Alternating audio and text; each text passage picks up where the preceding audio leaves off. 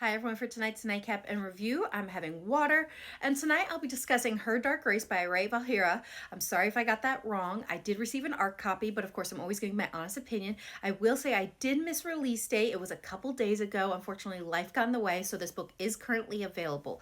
These are the tropes and the content warnings. And my rating for this book is 3.75. So what's it about? So this book is about Airless, who is shadow marked, and what that means in her world is that as a baby, her mother had to smuggle her to the southern realm because being born in the northern realm as a shadow marked infant would have meant her death, because that is what the religion calls for. So she spends her nights prowling the border to rescue as many babies as she can. Well, one night when trying to rescue a baby, she is confronted by a northern priest, but she is able to escape with not just the baby, but her life intact. But there are consequences she'll have to deal with for the rest of her life. So while coming to terms with the consequences of that night, she learns the king and queen of the Northern Kingdom have been assassinated, and the princess that they thought was the heir is unable to be crowned because the next heir in the line of succession is her. It turns out her mother, who she knew was her aunt really, was hiding the fact that she was sister to the queen, and she kidnapped Eris as a child when she showed as Shadow Mark to keep her safe, which means she is in fact the true heir of the Northern Kingdom. But rather than abdicate, she decides to take her rightful place in the Northern Kingdom to hopefully bring about change and dismantle it from the inside so that future Shadowborn babies will not have to be killed. But on her way home and shortly after she arrives, attempts on her life prove this mission will not be easy. But in an attempt to keep her safe, the gods have decided to put her under the care of one of their priests. This priest is none other than the one she recently confronted as he tried to carry out the law of his gods. But as they spend more time together, the hate she has for him starts to chip away, just like his faith for his gods.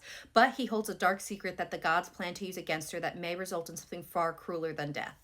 So what are my thoughts? Again, I'm giving this a 3.75. Now, as a reminder, reading is subjective and not every book is for every reader, and this just may not have been the book for me. But if it sounds like something you're interested in, I strongly encourage you to give it a try for yourself, and I hope you love it.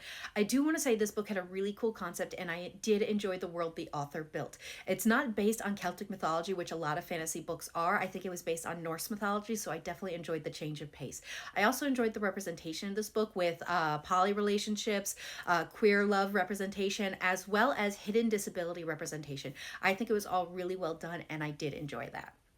Now, what I think stopped this from being a 4 or higher was that I was not able to connect to the female main character, and that may be due to a misunderstanding on my part, because with the cover and the tropes, I was kind of expecting a badass, snarky, take no shit, grumpy warrior woman who is there to take on a kingdom that is so rooted in its religion, they think it's okay to unalive babies who are shadow marked. So I was expecting a little bit more fire from her, and I was not getting that. Now, I understood going to this kingdom, she couldn't really have a plan. Really, her only plan was to get crowned as queen and make changes. So an overt method that way.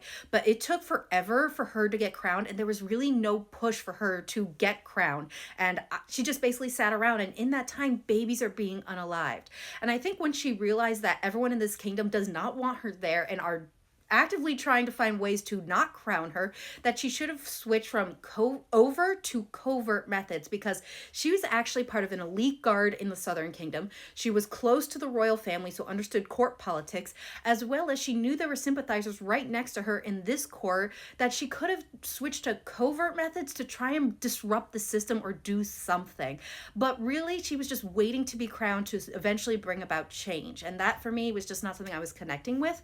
I will say for the last 20%, so 80% and on, I did get to see that warrior woman, and that's when I was really connecting with her and enjoying this book. Overall, this just may not have been the book for me, but if it sounds like something you want to try, I strongly encourage you to do so, and I hope you enjoy it. As I said, this book is currently available, and I hope everyone has a good night and happy readings.